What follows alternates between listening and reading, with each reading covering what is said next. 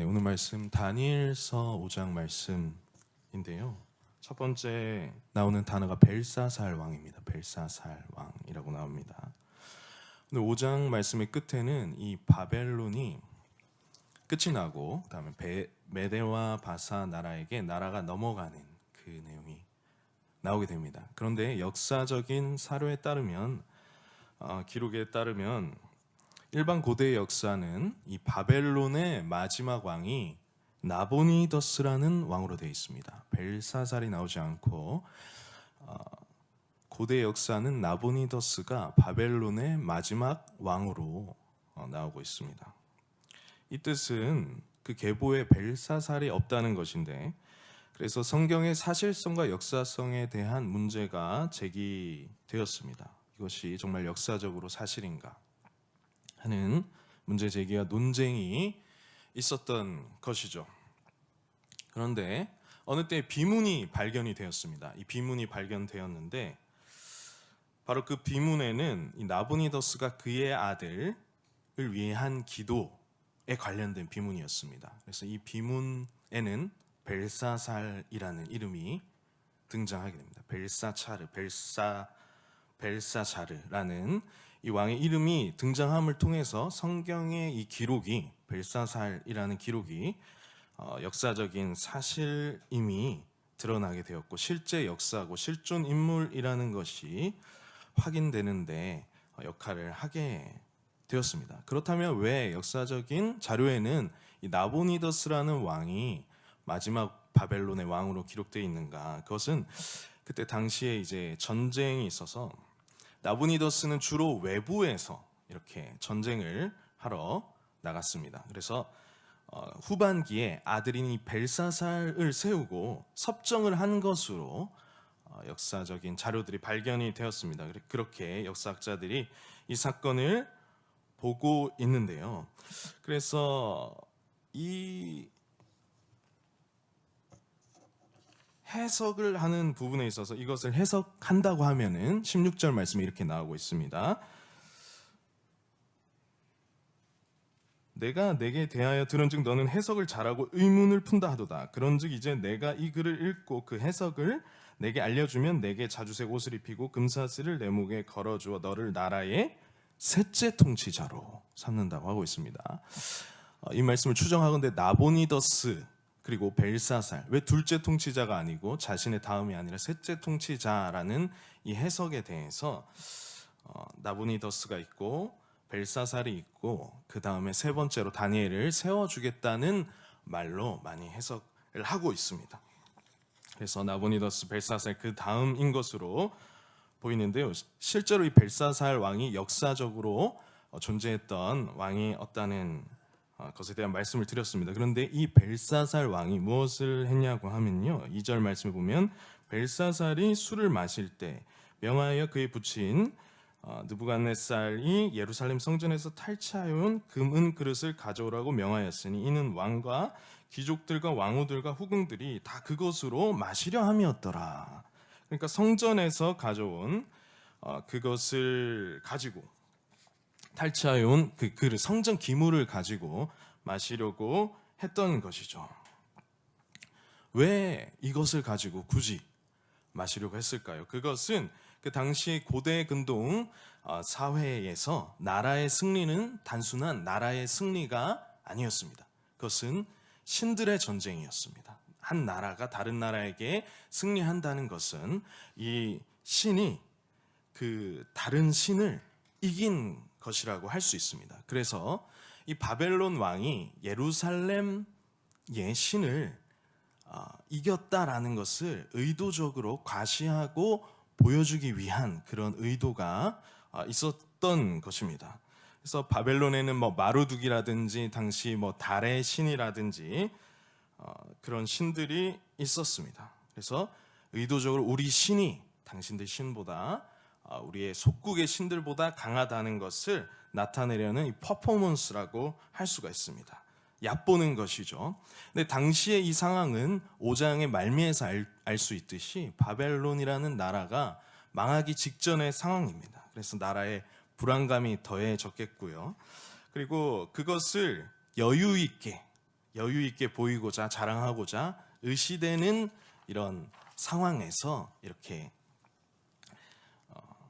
잔치를 베풀어서 의도적으로 이러한 일을 한 것입니다. 그 내용이 이것으로 술을 마신 뒤에 1000명이나 불러서 술을 마신 뒤에 하는 행동에서 알 수가 있습니다. 4절 말씀에 이렇게 나오고 있죠.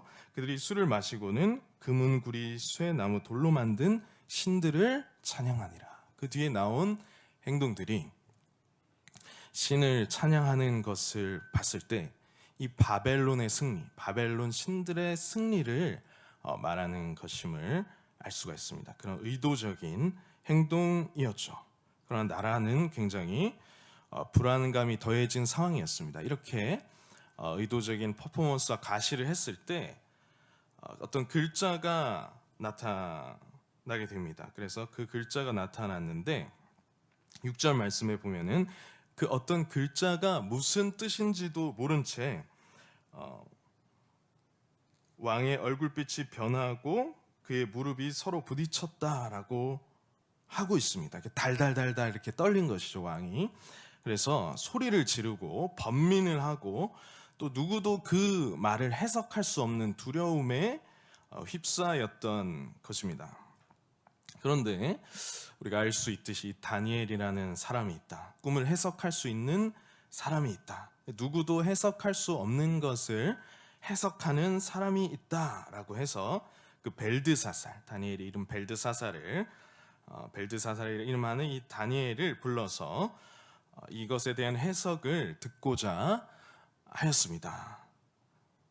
그래서 이것의 해석은 25절 말씀에 나오는 것을 알 수 있습니다. 기록된 글자는 이것이니 곧 메네 데겔 우바르시니라 이렇게 나오고 있습니다. 거기 써 있는 글자는 메네, 헤아린다라는 뜻입니다. 헤아리고, 메네, 헤아린다. 헤아리고 헤아렸고, 데겔, 저울에 달아보았더니 우바르신, 뒤에 보면 이게 우바르신을 베레스로 해석을 하고 있는데요.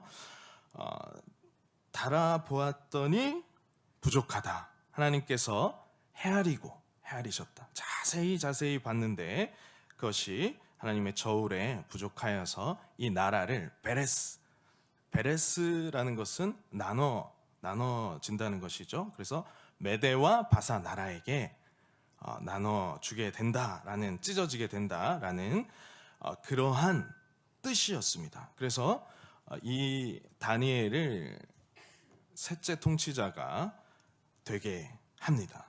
그리고 메대 바사 나라에 의해서 이 바벨론 나라는 5장에서 멸망하는 내용이 나오게 되는데요.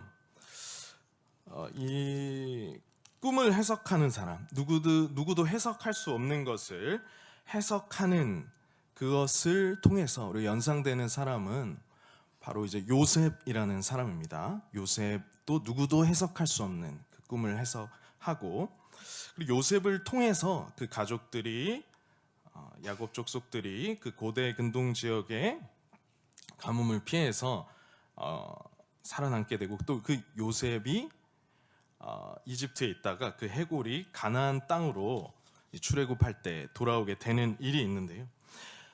다니엘의 이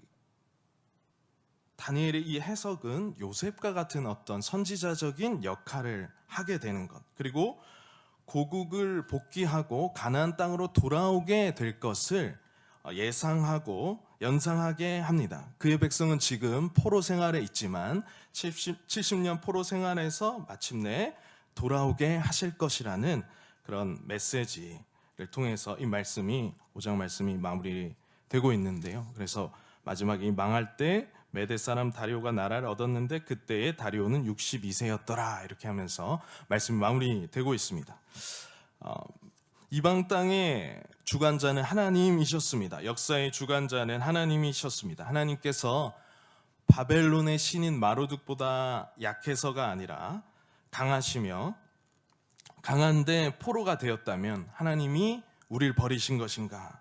버리신 것이 아니라 하나님께서는 악한 통치를 일시적으로 허용하셨다라는 것을 오늘 말씀을 통해서 살펴볼 수가 있습니다. 하나님께서 자신의 뜻대로 이스라엘뿐만 아니라 이방 왕들을 세우시기도 하시며 달아보시고 패하신다는 것을 오늘 말씀을 통해서 확인할 수가 있었습니다. 또한 이 바벨론의 나라가 망하는 것을 통해서 그분은 자기 백성과의 언약에 신실하시며 그 약속을 지키시는 분이시라는 것을 우리는 알 수 있습니다. 그래서 우리는 믿음을 가져야 합니다. 온 우주를 다스리시는 왕이 누구신가?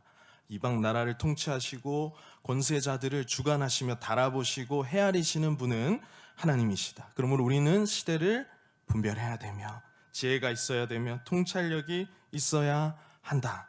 그리고 세상 국가 안에서 세속 국가 안에서 선한 통치를 할 수 있어야 한다는 것을 오늘 말씀을 통해서 교훈을 얻을 수 있고요. 마지막으로 이 다니엘서의 마지막 5장의 마지막 말씀은 포로에서 돌아오게 할 것이라는 이 다리오가 62세였더라 하면서 그 바벨론 나라가 망하는 것을 통해서 하나님께서 자신의 백성들에게 관심을 가지고 계시며 그리고 자신의 백성을 포로로부터 귀환시킬 것을 우리는 말씀을 통해서 알 수가 있습니다. 예수 그리스도께서는 자기 백성을 죄와 사망의 노예로부터 해방시켜서 죄와 사망의 포로에서부터 돌아오게 하실 것이다. 알파와 오메가 회복시킬 그 기대를 가지시고 그 소망으로 가슴 뛰는 하루가 되시기를 예수님의 이름으로 축복합니다. 우리 함께 기도하시겠습니다. 함께 기도하실 때 하나님, 오늘 또 하나님의 은혜를 구하며 나아갑니다. 하나님, 모든 왕 중의 왕이신 하나님을 믿습니다. 그리고 하나님께서 자기 백성의 관심을 가지며 온전히 구원하실 것을 알파의 오메가이신 하나님 믿습니다. 함께 기도하시도록 하겠습니다. 기도하겠습니다.